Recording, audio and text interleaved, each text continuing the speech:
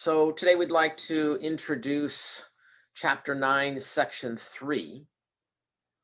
And Chapter 9 has been all about comparing two groups or two populations and examining data from both to make inferences about the two different populations.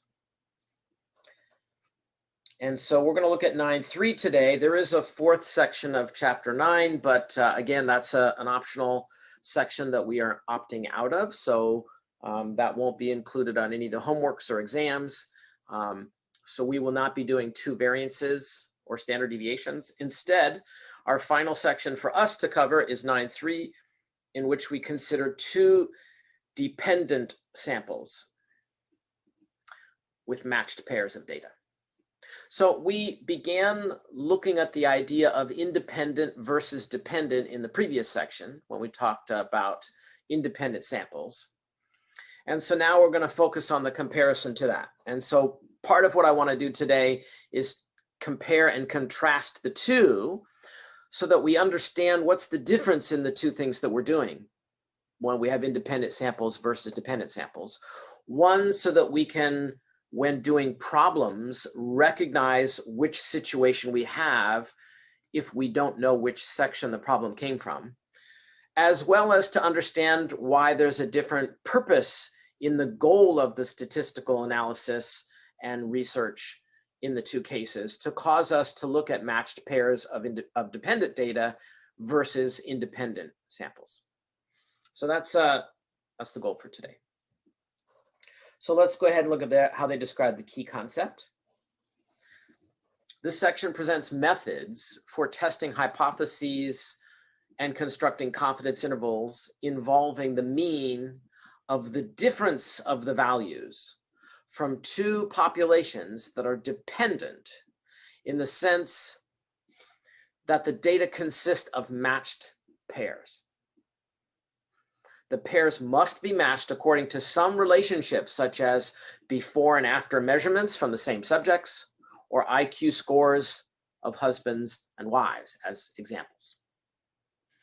And so let's try to dig into this a little bit more deeply. Again, we really want to think about being able to identify when data is in matched pairs and is dependent versus when it is independent, just by the description of the example of the data itself and how it was collected, so that when we're looking at problems, we know which situation we're dealing with, if the description of the problem doesn't spell it out clearly.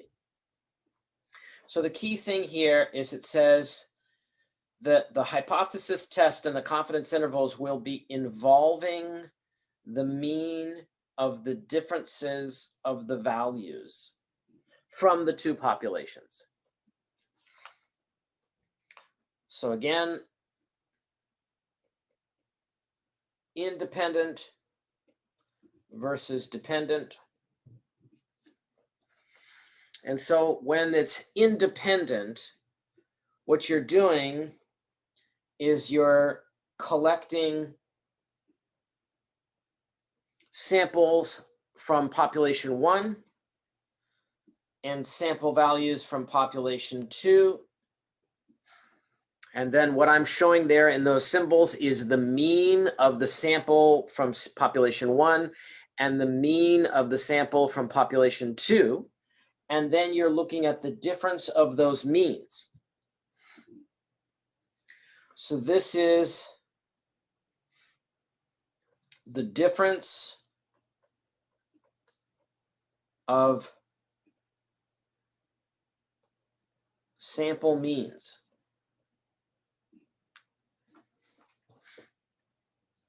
But what you're doing when you are looking at dependent population sample values, like IQ scores of husbands and wives, or before and after measurements from the same subjects, maybe when a treatment has been applied, like you measure something about the people before you give them a drug, implement the drug, and then measure something about the people after they've had the drug. And so you look at the data value for the single individual before and after they took the drug, instead of looking at the mean of everybody before they took the drug and the mean of everybody after they took the drug. You actually match up the before and after and then take the difference each time. And so what that will mean is that you take x1 minus x2 for a particular sample, and you get a difference value. And notice I'm going to do that for each. So I'm going to do for each x. You take the difference for the matched pairs. These will come in pairs. So this is a matched pair.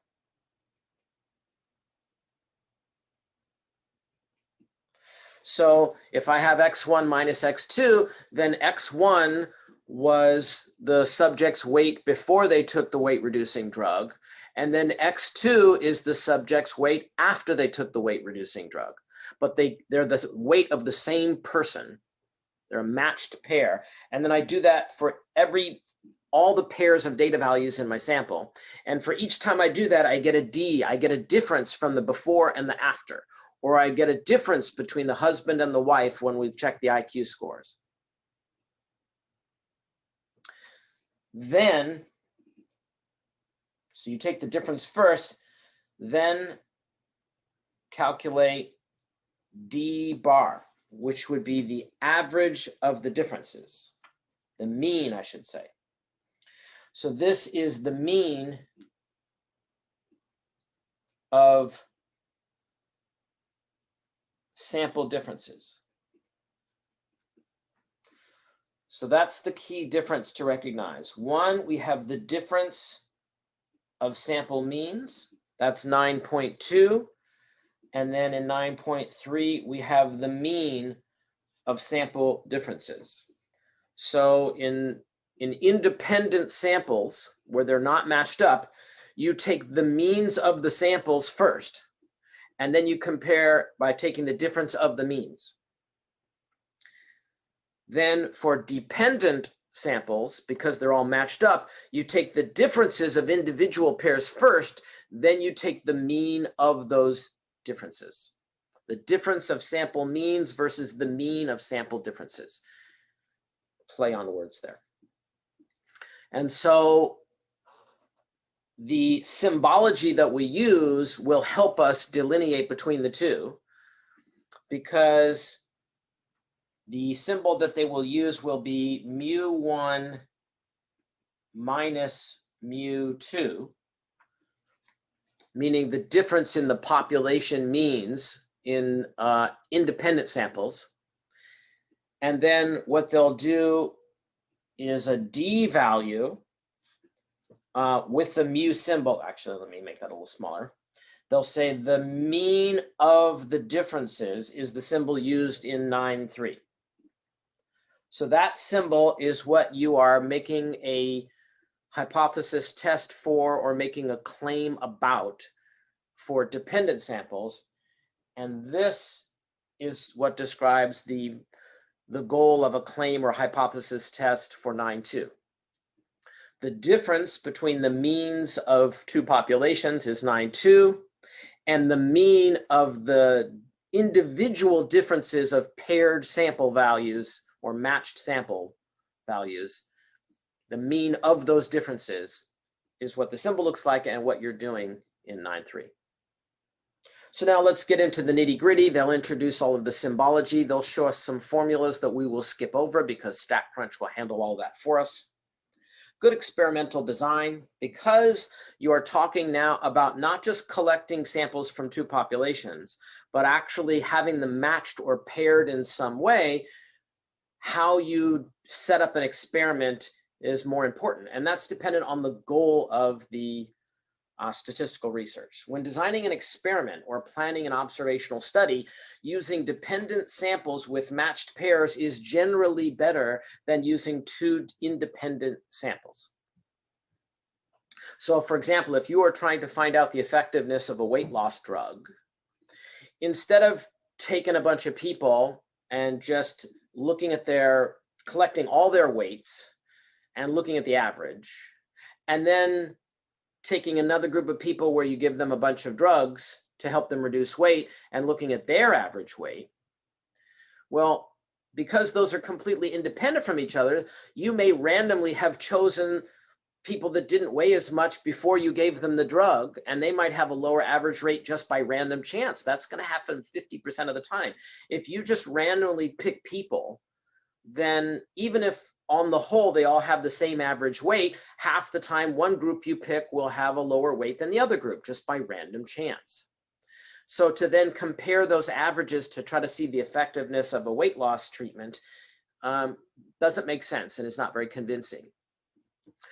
But instead, what you would naturally want to do to see if the drug was effective is look at before and after the drug was used. So that means when you're designing that an experiment to reach that kind of a goal, you don't want to just give people the treatment and look at their weight after versus other people that didn't get it. You instead want to pair up data values of before and after the treatment for specific individuals. So you want to design an experiment where you get people willing to be looked at before and after, and you follow up. Now that's more expensive. You have to get compliance from individuals. You have to be able to follow up and make sure those same individuals are willing to participate after the treatment has been applied. It's more costly and time consuming usually to do matched pairs, but the data is more meaningful if you can see that the individuals who received the treatment had an impact by looking at the difference before versus after for each individual.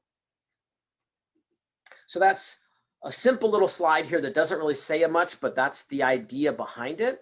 And that's what you want to think about in order for these tools to be used at the right time and to be able to do problems correctly, choosing the correct tool on the situation described by the problem. Okay, so having said that, let's move on. So now you will see some stuff that's similar in terms of when you're going to do statistical analysis. We have certain things we need to think about, and those same things we think about whether it's independent samples or dependent samples, or whether it's a proportion study or a mean value study. And so our objectives, as they have been in the previous sections, when we're now working with matched pairs, is still to be able to perform a hypothesis test or a confidence interval examination to investigate a claim. But in this case, it says use the differences from two dependent samples of matched pairs of data to test a claim about the mean of the population of all such differences. So they're trying to use the wording, the mean of all such differences, to remind us that we are not comparing two different means. We are calculating one single mean of differences we got from two different matched pairs of data sets. And then similarly with the confidence interval, if we are predicting a confidence interval, the confidence interval would give us a range of values that we hope contain the real value of the mean of differences of individual matched pairs versus the difference of means of large populations. So it's a confidence interval estimate of the mean of the population of all such differences. So small change in terminology. So we have to think in our minds of examples where this is what they're talking about versus what they would have been talking about in 9.2 for independent samples. And so the simplest example is I can compare two different groups. Like I can say that I think male students at DVC on average are taller than female students at DVC. And in that way, I'm in no way trying to match up the males and the females in any coupling way. I'm just looking at all males and all females, looking at their mean values and comparing the means. That's independent samples. Whereas instead, we could try to have some way to match pairs of students at DVC. And so a simple way might be some sort of before and after test where you took some students at DVC and you collected data of them before treatment, and then you looked at those same exact students and measured the same data value after the treatment and looked at the difference between the two for each individual, and then took the mean of those differences. Symbology, as I was saying, when you are talking about the differences, we have a new letter in 9.3 that we have not used. We have this D. So the D is the symbol giveaway that you're talking about differences between matched pairs of data instead of something else. And there's that symbol about what your claim will be about. Again, the mu symbol means you're talking about the entire population. And in this case, this is the entire population of all the matched pairs of data throughout the entire 2 different populations you're comparing. So you imagine all of this huge population of all matched pairs, and then you collect samples from those 2 populations, take individual differences, and take the mean of the sample, and use that to make an inference about the mean of all differences from the entire population's matched pair data. And so then there's that D bar symbol I showed you, the mean of the differences for the paired sample data. So this value is used to predict that value. You use D bar to predict mu sub D. Now you can also have the standard deviation of those differences. And as usual, n still means the number of your data sample, but in this case, we only have one n value because since we have matched pairs of data, even though you have 2 different groups of data, they should have the exact same number of data values in each because each one is paired up with one of the others.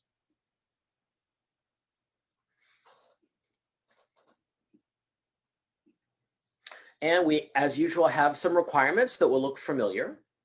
The sample data are dependent, so that's unique to this section, so that we have to have matched pairs. But after that, of course, the matched pairs have to be a simple random sample, good data for good results. And one of the conditions or both need to be met, as usual, that you need to have greater than size 30 of a sample size. Notice that's true for both of your samples from your populations for your project. Or the possibility of being able to establish that the data was drawn from a normally distributed population. So these are the same 2 conditions we've had since we began hypothesis testing and the central limit theorem was first applied. Okay. So here's a formula. Now let's at least take note of the fact that this is a t statistic because we are going to do a distribution of means. And when we do mean distribution without knowing the standard deviation of the entire population, we use the student t distribution.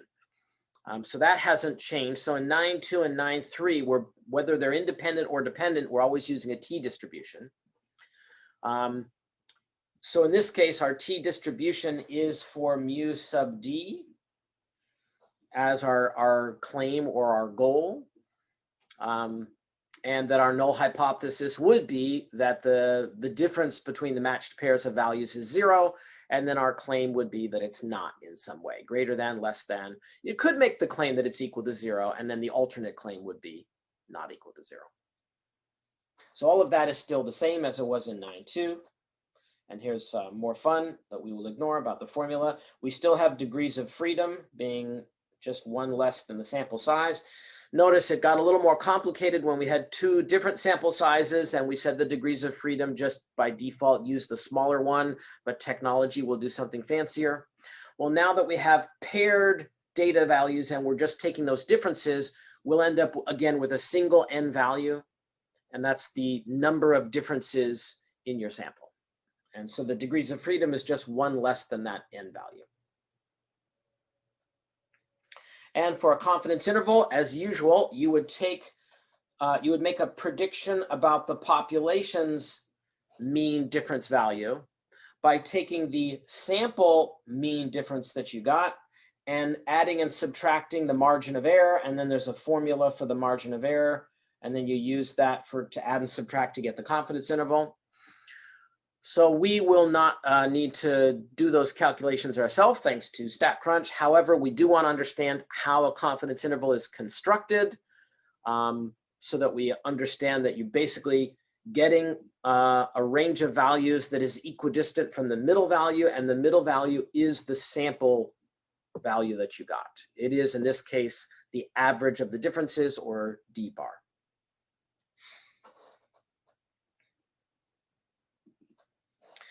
So the typical procedure now for drawing a conclusion and performing a test of some kind: verify that the sample data consists of dependent samples. That was the first condition that we need to have, and verify the requirements in the preceding slides are satisfied.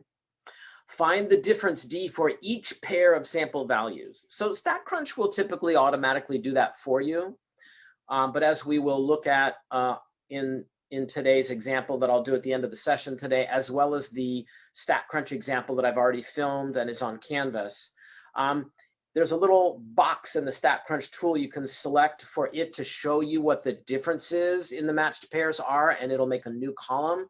And so when they say find the difference, we'll still do that in StatCrunch, but I would recommend you regularly get in the habit of always finding those differences and having StatCrunch show you those, because sometimes you want to use those to do further analysis. Then it says find the value of D bar and SD. And again, StatCrunch will find both of those for us. Typically, if you are doing a paired sample tool in StatCrunch, this will be done automatically and will be shown as the result.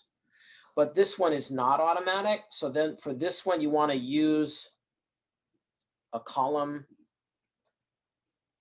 of differences. And I'll show you how to do that when we get to the tool. But let me just point that out now so you're thinking about that in advance.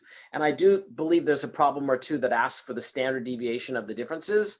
And to do that in StatCrunch, you need to have it first make the column of the differences and then just use the summary stats feature to see what the standard deviation of that would be. And then for hypothesis test and confidence intervals, use the same t-test procedures that we did for a single population mean or for comparing population means. So there's a quick slide here to tell us that the confidence interval method and the p-value method are equivalent, and the fact that they both will draw the conclusion correctly. When you are testing to see if the difference equals 0 as your hypothesis test, can be rejected or not. So they have an example here, and we will look at this and then hop over and take a look at a homework problem as an example. And in their example, they are comparing, the age of best Oscar acting awards that go to an actress or an actor. And these are in matched pairs because in each case where they look at the age of the actor and the actress, that was in the same year. So as they describe here, they have lists, ages of actresses when they won Oscars in the category of Best Actress, along with ages of actors when they won the Oscars in the category for Best Actor, and they're matched according to the year the awards were presented. So if you have a 28-year-old and a 62-year-old winning in the same year, then those two values are matched together, and then you can look at the difference of the age versus male and female actor winners in the same year that they won. And if we just sort of look at their little example of 5, it looks like the male was older than the female in all but one of those years. Some of them much closer than that first year they have listed, 34-year difference. And then one time the female was 6 years older than the man. Now that's a very small sample size of 5, but it certainly looks like in that small sample, you do seem to have a mean of differences that would show that the actor was older, certainly for this sample on average. Use the sample data with a 5% significance level to test the claim that for the population of ages of best actresses and actors, the difference have a mean less than 0, meaning since they're doing the actor age, the actress age minus the actor age, less than 0 would mean that the actress was on average younger. And that when you took that difference, you got a negative number, because when you subtract from a smaller number a bigger number, you get a negative result. So that's the setup. So now they're going to run through their procedural process. They're going to tell us the samples are dependent because they're matched by the year in the awards, as I was just annotating and discussing, but also that the pairs of data were randomly selected somehow from the various years of Oscar awards. And the number of pairs is very small, so they're going to tell us that they looked at a normal quantile plot to get a sense that the population is normally distributed from which the data was drawn. All requirements are therefore satisfied.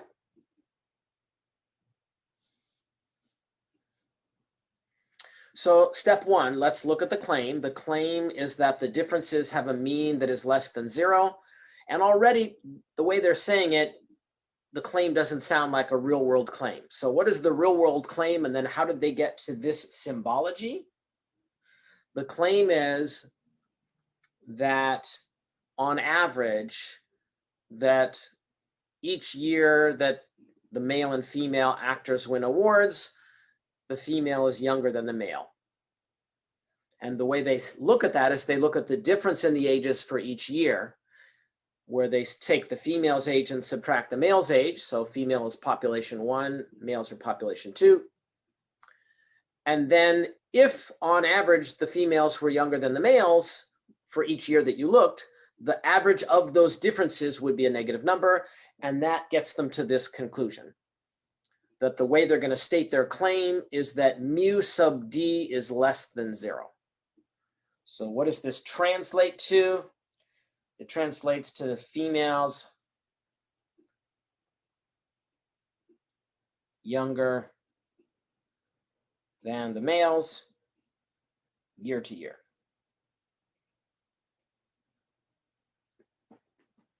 On average. Now, if that's not true, then the alternative, then the null hypothesis we can set up as the minimum situation for that to not be true is that, well, we'll just say that maybe there's no difference.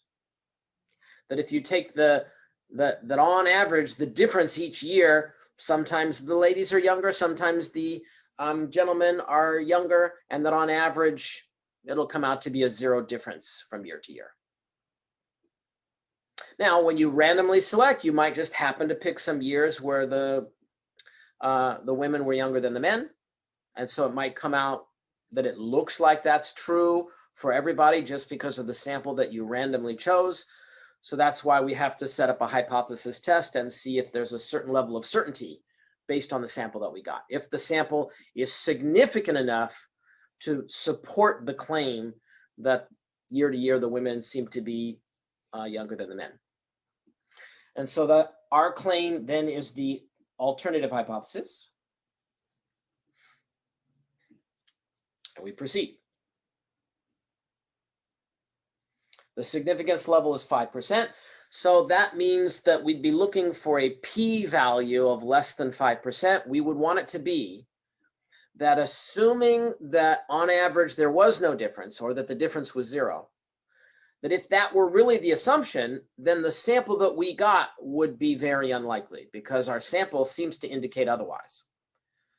If the probability of getting our sample when the actual difference was 0, if the probability of that happening, our sample is less than 5%, because that's lower than our significance level, we say, well, that's rare enough to believe that it wasn't just by chance.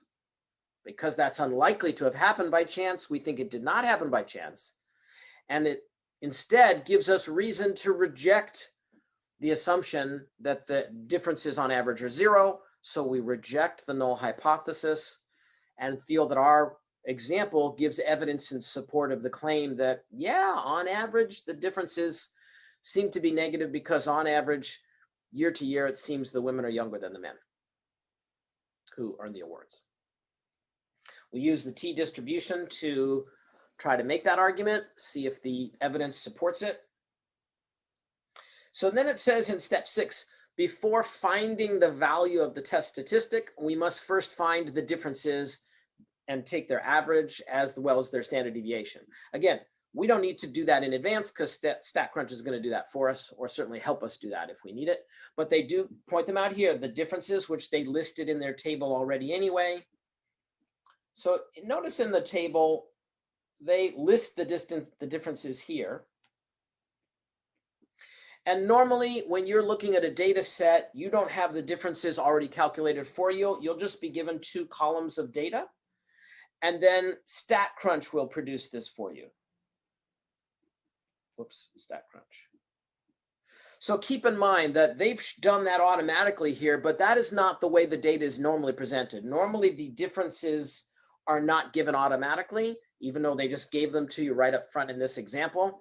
And so that's why they're saying here, well, you need to calculate those differences. And so the fact that they did that in advance and put that up front with the data is a little bit misleading. That is something that you would like to think that you would have StatCrunch do for you, and you do have to click a box in StatCrunch to make it do that for you. All right, so then what? Well, it says, using these sample statistics and the assumption from the null hypothesis, we find the value of the test statistic.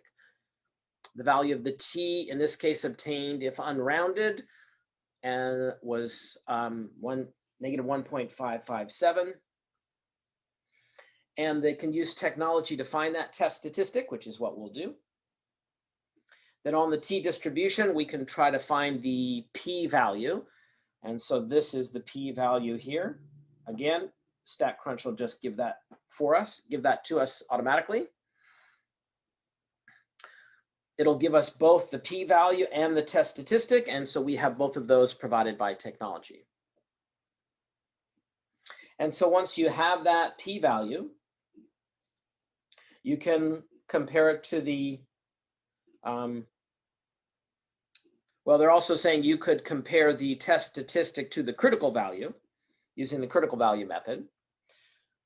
But then either way, using the p-value method, we would fail to reject the null hypothesis in this case because the p-value was close to 10% and we're supposed to get below 5%. So we would fail to reject the null and claim that the sample that we took does not provide strong enough or sufficient evidence to warrant the claim that on average the difference in females to males would show the females are younger year to year. Now, that was a really small sample, so it's much easier to get a small sample that's unconvincing than a large sample. Always more data is better. They actually have a much larger data set that they provide in the data sets provided for our textbook. If you run this example with a larger sample, you'll almost assuredly find that you do support that claim. But nonetheless, with this small sample that was randomly chosen, it was not convincing evidence in and of itself. It's hard to convince many people of many things if you only take a sample of 5. It's just such a small sample. We conclude there's not sufficient evidence to support the alternate claim that the mean of the differences is less than 0. There's not sufficient evidence to conclude that best actresses are generally younger than best actors. All right, so I'm going to stop the slideshow there. They do a few more things. I think they're going to do a confidence interval and things like that, but I do want to make sure we take a look at sample work from a homework set.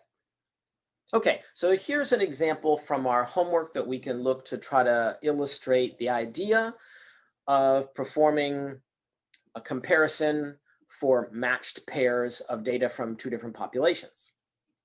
Researchers collected data on the numbers of hospital admissions resulting from motor vehicle crashes, and results are given below for Fridays on the 6th of a month and Fridays on the following 13th of the same month. I'm sensing something about being unlucky on Friday the 13th. Use a 5% significance level to test the claim that when the 13th day of the month falls on a Friday, the numbers of hospital admissions from motor vehicle crashes are not affected. So maybe there's some developing concern that hospitals should expect a lot more accidents and staff up larger on Friday the 13th. And people are saying, no, that's just ridiculous. That's just suspicion.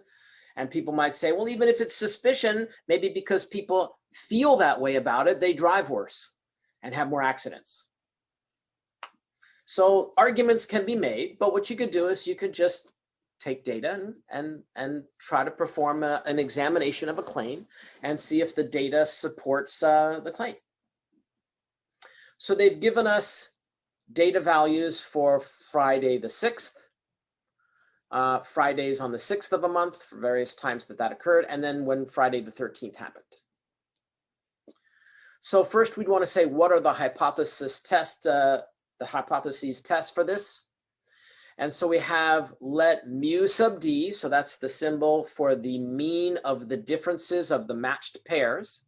In the example we saw on the slide, they calculated all these differences for us, but here they have not.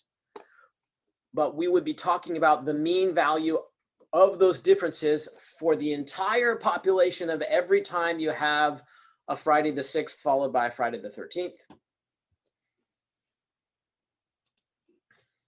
And now they're looking for you to choose between these two particular coin of phrase terms here, which I tried to describe in the slides.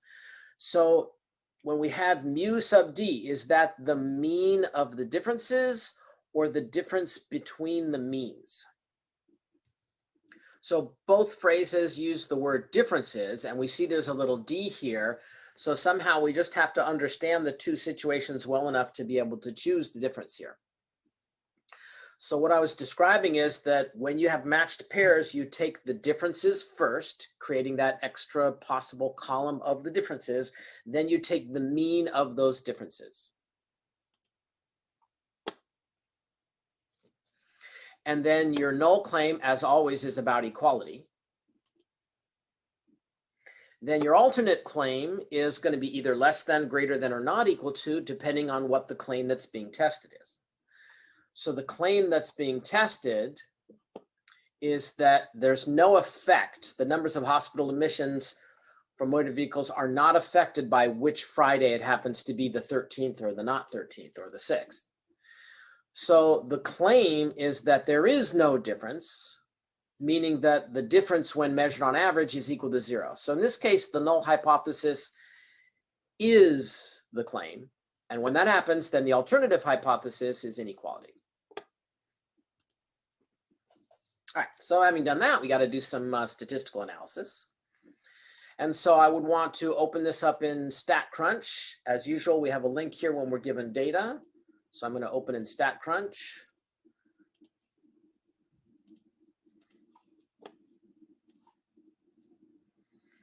So now they give us two columns of the data.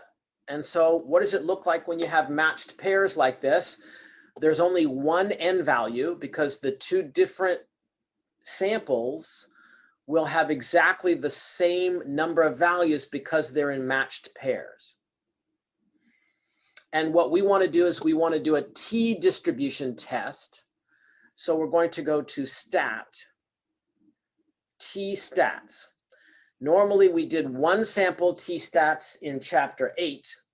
We did two sample t-stats in 9.2. But when we have matched pairs, we now use this third option of paired. So we do stat t-stats paired for 9.3. Just like we did before, we select the column from sample 1, which in this case is the 6th, and sample 2 is Friday the 13th.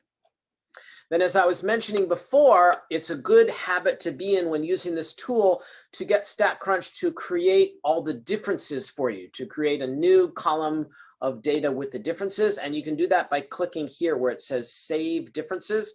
So if you select that, then they're going to make a new third column here in the data set that has the differences. I guess I'll show you that in a second. Then we want to do this hypothesis test and get the t-statistic and the p-value. So we put that in. The default is that the mean of the differences is 0 and that the mean of the differences is not 0 is the alternate, and that's what we want. So I hit compute. So notice I have my box like usual, but also now I have a new column for the differences. In this problem so far, it doesn't look like we're going to need that, but some of the problems, if they ask you for S sub d, meaning the standard deviation of the differences, then you could just take this column and go to stats and do summary stats by column and get the standard deviation of that column. But what they do show us is the sample difference mean, the mean of the sample differences, the mean of this column. They give that to us automatically here. And we see degrees of freedom is 5, which makes sense because our sample size was 6. And then we have the t-stat and the p-value. And right now they're asking for the t-stat to 3 decimals. If you have any questions about how I did any of this, just speak up and I can explain or do it again or elaborate.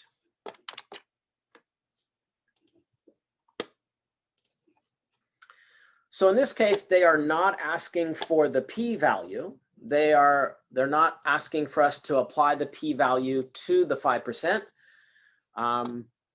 We could do that. Right now we can see, because p is below 5% and we're at the 5% significance level, we can see we're going to reject the null, and this will give us claim support of the claim that they're not the same. But they want us to approach this with the critical value method, and so let's follow through with that. So how do we figure out the critical value? Remember, this is a t-distribution, and we base the critical value on having 5% of error be in the critical region. And we need to see if our critical region is one-tailed or two-tailed. If it's two-tailed, then we'll have a pair of critical values. If it's one-tailed, then we'll have a single critical value. And if it's two-tailed, then the pair of critical values will create critical regions split in half, sharing the 5% significance level. If it's one-tailed, then all 5% will be in one tail. And then we need to look those up on a T calculator. So that's the idea. So because our alternate claim is simply inequality, then you can get evidence for the two being unequal by being in the right tail or the left tail. So this is a two-tailed test. That means we want to split the 5% error in the two tails so that the middle part is 95% and the total for the two tails on the ends is 5%, 2.5% in each. So I want to find out what t values with a degrees of freedom of 5 would leave 95% in the middle and 5% total on the ends. So I'm going to go to stat, calculator, t-distribution. And it's a little, I could do one tail with one tail being 2.5%, but it's a little easier to just go to between, put in the correct degrees of freedom of 5, and say I want the area in between to be 95%, because then the two tails will have the other 5%. And there are the t values that are my critical values that I would need to surpass. And you can even also see now why our p-value was low enough to reject the null, because you can see that the test statistic was beyond the critical value required. So I'm going to take that full number, and they're going to want that to 3 decimals. We have two-tailed tests, so I'm going to put it with a plus or minus. And to 3 decimals, I'm going to round the 0 up to a 1.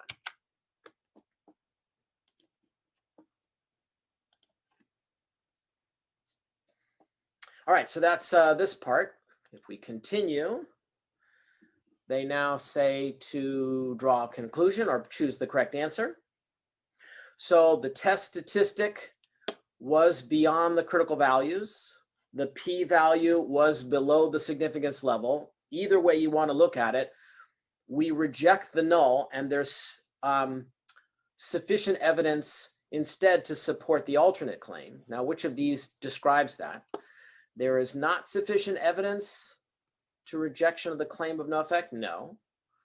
There is sufficient evidence to warrant rejection of the claim of no effect. Hospital admissions do not appear to be affected. No, they seem to be affected.